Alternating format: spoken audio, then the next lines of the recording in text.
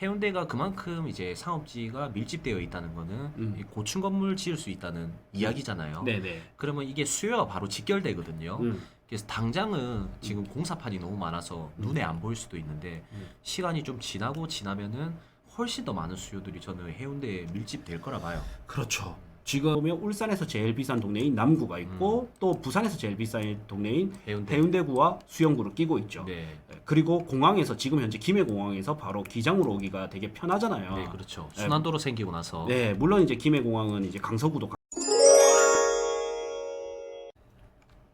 반갑습니다. 네, 안녕하세요. 네, 고대장입니다. 네, 강장군입니다. 우리 강장군님은 네. 현장을 많이 다니시잖아요.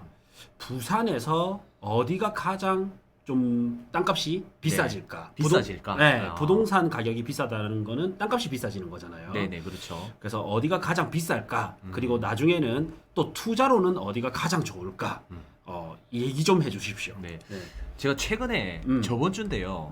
저번 주에 제가 그 강릉을 갔다 왔습니다. 강릉. 네, 우리 ITX 마음 열차라고 해서 이제 부산에서 강릉까지 열차가 바로 개통이 됐거든요. 네. 근데 이번에 기장에서 쓰더라고요. 그래서 기장에서 바로 타고 4시간을 달려서 강릉까지 갔어요. 많이 단축되긴 했다. 네. 왜냐면 운전해서 가려면 한 5시간, 6시간 걸리잖아요. 그렇죠. 그리고 운전도 좀 필요하고. 네. 근데 단축은 됐지만 4시간이 좀 사실 힘들었고. 네. 근데 내년대 2026년인가 그때 되면은 이제 미음 열차라고 해서 조금 더 빠르게 2시간대 이제 들어갈 수 있는 열차가 또 개통이 되거든요. 그러면은 확실히 이제 강릉과 부산 쪽 이 해안 라인이 연결이 더 강화되겠구나 이런 걸 좀 느꼈고 제가 또 간 김에 부동산을 좀 보고 왔습니다. 일단 그 이야기도 한번 해주시죠. 네. 그러면. 네. 네. 이거 한번 얼굴을 없애주시죠. 네. 자, 네. 자, 한번 볼게요. 예. 제가 지도로 해서 강릉에 보고 왔던 곳입니다.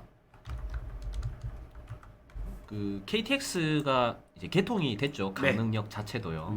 이게 이제 보니까 우리 최초 동계올림픽이 2012년 발표되고 2018년에 이제 그 우리 동계올림픽이 개최되면서 강릉역이 KTX가 들어오면서 굉장히 많은 인구들이 이제 수용할 수 있게끔 세팅이 됐더라고요. 네. 그리고 서울에서 오시는 분들이 열차 예약하기가 진짜 힘들었죠. 네네, 그렇죠.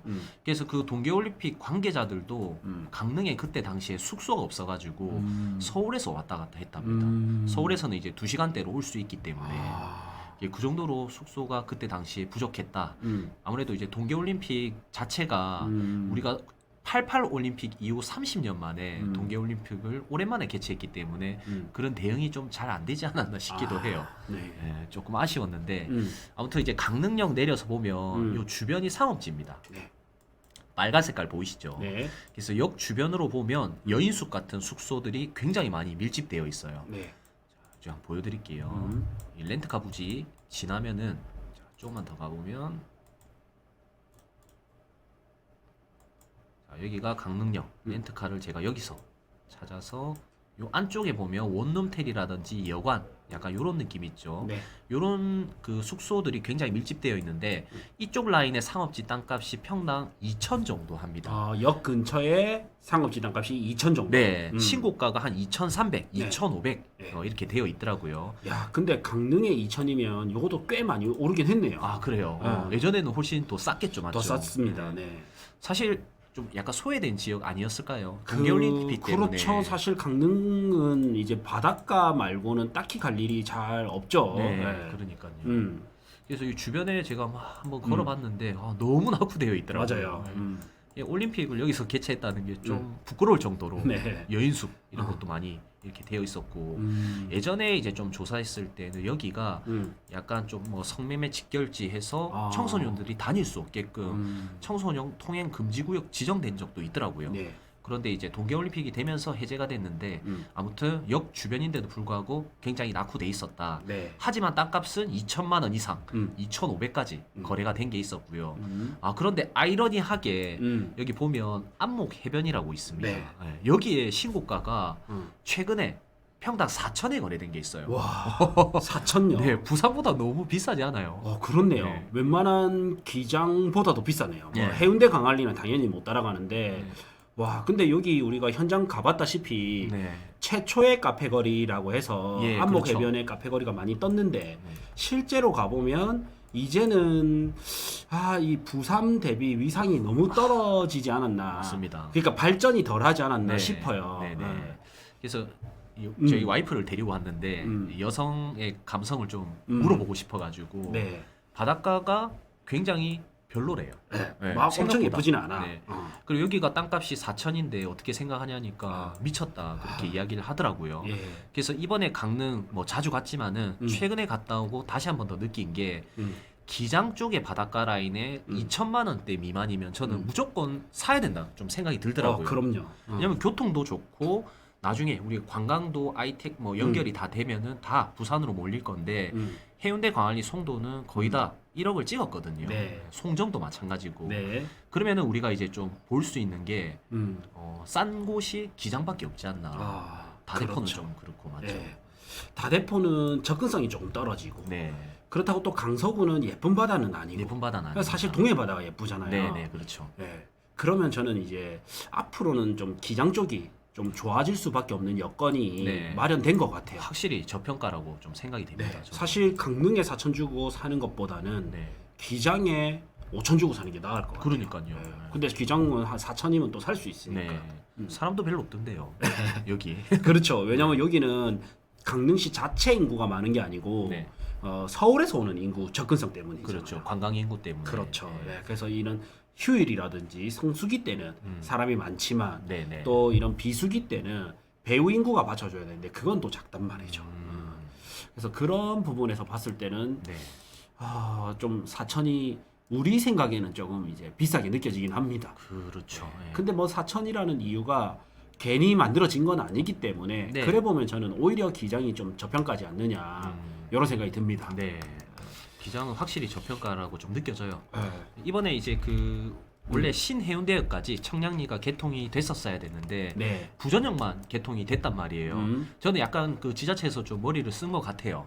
당장은 일단은 정차 못하게 하고 나중에는 저는 무조건 정차를 시킬 거라 보거든요. 그렇겠죠. 예, 그래 되면은 저는 기장이 훨씬 더 커지지 않을까 이렇게 생각이 됩니다. 뭐 그러니까 호텔 뭐 반얀트리라든지 이런 하이엔드급들이 들어왔을 거고.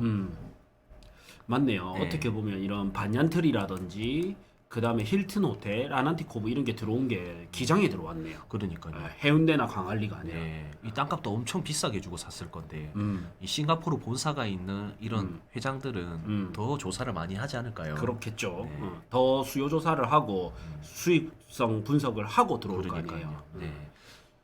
그래서 저는 이 보면 해운대가 사실 이제 어디가 땅값이 가장 비싸질까 하면 네. 부산에서 지금 현재 가장 비싼 곳은 서면이고요. 서면 그렇죠. 그 다음은 어디냐면 남포동이에요. 남포동. 네. 아, 그 다음이 해운대인데 네. 지금은 해운대가 남포동과 최고가 호가 대 호가로 보면 네. 2억 5천씩 해서 비슷비슷합니다. 어. 옛날에 남포동이 이제 비프거리 해서 네. 이쪽으로 가야 되죠. 이렇게 이제 이렇게 보는 게 좀 익숙하실 거 아니에요. 네. 여기 남포 대로변이 있으면 여기 비프거리 따라 요 비프 광장이 있는 요 라인 있죠. 네, 광복로죠. 예. 광복로. 여기가 옛날에 2억 5천이었어요. 이미 한 2017년에서 네. 한 19년 사이, 네, 네. 19년 사이에 이미 2억 5천이었고, 오히려 메인도로 있죠. 네. 여기는 특이하게 메인도로는 1억 5천이었어요. 음, 저희가 이제 임장을 이제 스터디 팀들이랑 같이 임장을 다녔거든요. 네. 그때 이제 매물 전수 조사를 딱 하니까 네. 일단 시세는 요 정도 형성이 돼 있었고 네. 그 당시 해운대는 평당 7천 그러다가 1억 정도 이렇게 했거든요. 네네. 근데 지금 구남로가 최근에 얼마까지 거래가 됐었죠? 제일 비싸게 거래된 제일 사례가. 비싼 거는 2억 넘죠. 네, 2억 5천 정도. 네. 근데 15까지 거기는 이렇게 바다뷰도 아니잖아요. 그렇죠. 여기 오설록 타운하우스 네. 이게 이제 2억 5천에 한 2년 됐죠 이제는. 네네. 이게 거래가 됐는데 요거죠. 네. 예. 지금은 로드뷰가 안 나오네요. 로드뷰 안 나오네. 네. 곰에 네, 뭐죠? 요 두 개의 건물일 겁니다. 요거. 네네. 예. 그래서 여기 보면 판넬 건물이에요. 옆에서 보면. 네. 예. 근데 이게 이제 2억 5천 거래됐다라는 거죠. 근데 해운대는 여기 땅을 네. 이미 이제 여기 공원 부지는 솔직히 못 쓰잖아요. 네, 손을 못 대죠. 웨스트 조선이 좀 이제 특이하게 들어온 거고 결국에는 쓸 수 있는 데가 여기인데 여기는 이미 호텔들이 다 들어왔고 LCT 들어왔고 네. 그러다 보니까 이제 미포까지 사람들이 관심을 가지는 거고 나아가서는 이제 청사포까지 네. 이렇게 보는 건데 청사포는 또 약간 해운대 백사장 접근성은 조금 떨어지는 게 좀 단점이긴 하죠. 네. 네. 그래서 결론은 지금은 뭐냐면 해운대가 이제 남포동까지는 따라왔고 혹은 좀 네. 따라잡았다. 네. 왜냐면 남포동이 조금 쇠퇴했기 때문에. 음. 그러면 1등이 서면 2등이 해운대인데 네. 저는 결국 1등은 해운대가 가지 않을까 그렇죠. 싶어요. 네. 그리고 이 해운대의 유일한 대항마는 광안리인 것 같아요. 광안리. 예. 사실 이제 해운대 바다 뷰도 좋지만 여기는 바다 뷰도 있지만 프리미엄 때문인 거고 해운대가 주는 이제 프리미엄 때문인 거고 사실 밤 늦게까지도 예쁜 곳은 광안대교가 보이는 반짝반짝이는 광안리잖아요. 네네. 그래서 광안리가 지금 해운대 대비 90% 정도까지 가격이 따라왔거든요. 많이 올랐습니다. 진짜. 네. 그래서 이제 바다 일선 기준에 물론 불경기 때 좀 싸게 거래된 것들도 있지만 사실 시세는 2억 이상을 보잖아요. 네. 물론 이제 호가긴 하지만 이렇게 보면 앞으로는 이제 어떻게 보면 서면을 좀 따라잡을 수도 있지 않을까? 그게 나온다면 나중에는 지금 현재 비싼 곳은 서면이지만 나중에는 해운대 그다음에 대학마로는 요 수영구 라인 네. 요쪽이 되지 않을까 싶거든요. 그렇죠. 서면을 이제 해운대가 따라잡는다. 그렇죠. 네. 이 해운대는 사실 그래도 이 상업지 분포도가 바닷가 라인에서 되게 높은 편입니다. 네. 빨간색이 거의 대부분 차지하고 있고 광안리는 솔직히 좀 약해요. 예. 그래서 광안리는 저는 해운대를 이기기는 어렵다 보는데 해운대가 그만큼 이제 상업지가 밀집되어 있다는 거는 이 고층 건물 지을 수 있다는 이야기잖아요. 네네. 그러면 이게 수요가 바로 직결되거든요.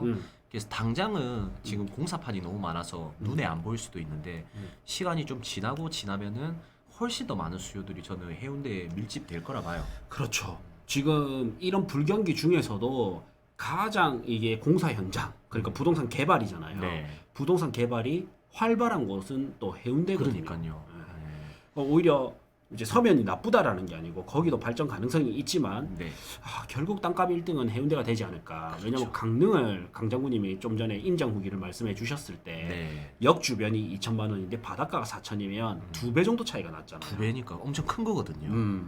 그러면 해운대도 보면 사실은 여기 구남로가 좀 특이한 거고 네. 네. 여기 해변 일선의 추정 가격이 2억에서 2억 5천이란 말이죠. 네. 그리고 역세권 근처 메인도로 추정 이제 시세가 1억에서 1억 5천인데 1억 5천까지는 사실 거래가 막 자주는 안 일어나고 맞습니다. 거의 1억 네. 초반 정도, 1억에서 1억 초반 그러면 요것도 거의 2배 정도잖아요. 그렇네요. 비슷하네요. 맥락이. 그렇죠. 네.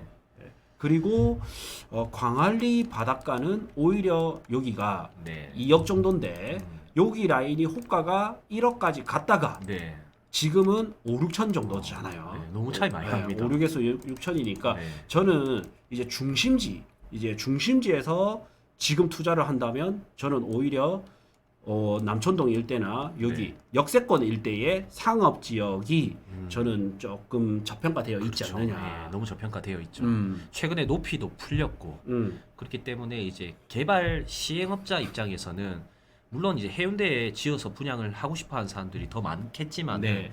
거기는 이제 땅이 거의 없고 음. 그러면은 이제 그다음 볼 곳이 광안리거든요. 네. 광안리 수영인데 이왕이면 이제 바닷가 쪽 가까운 광안역 쪽이라든지 이런 데를 좀 많이 보지 않을까 네. 이렇게 좀 생각이 됩니다. 예.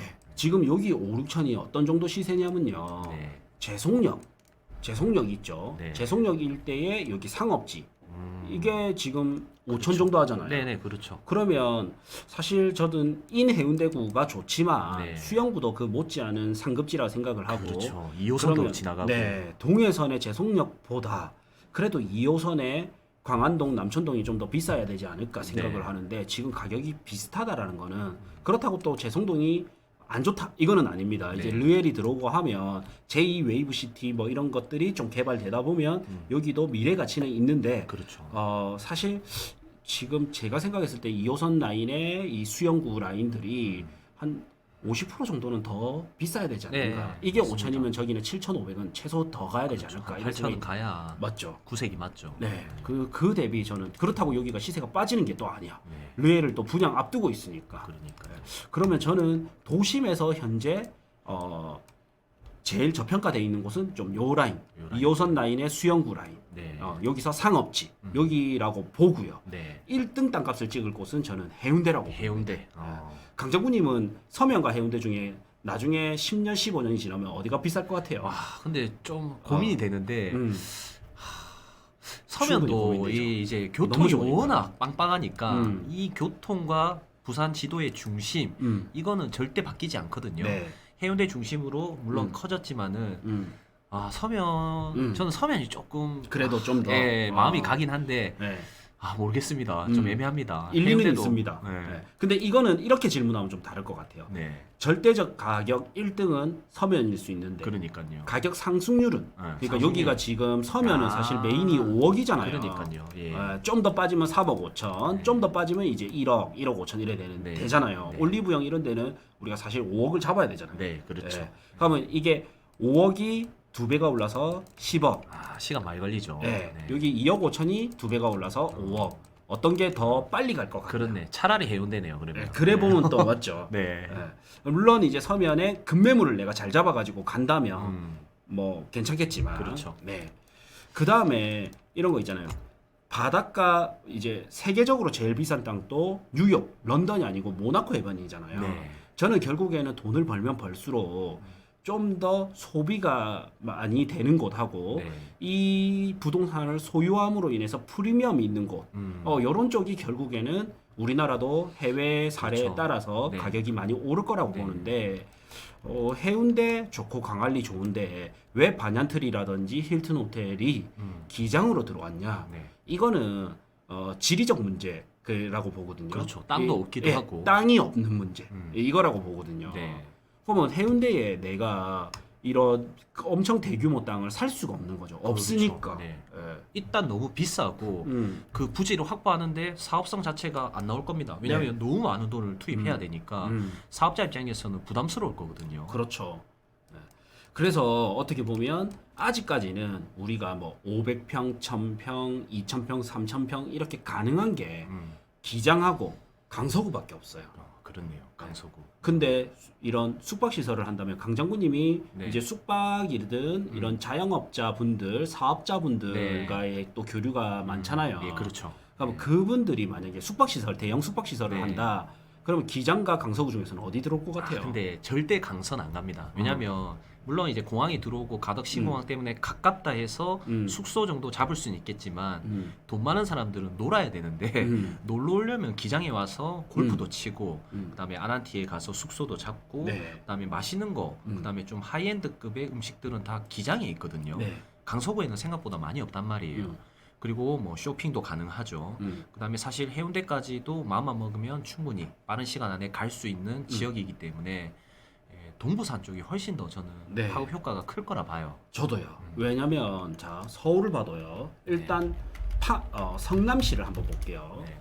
이제 서울에 우리가 이렇게 보는 게 익숙하니까 법정 경계로 해서 보면 네. 이제 중심지가 서울이고 네. 외곽지가 경기도잖아요. 그렇죠.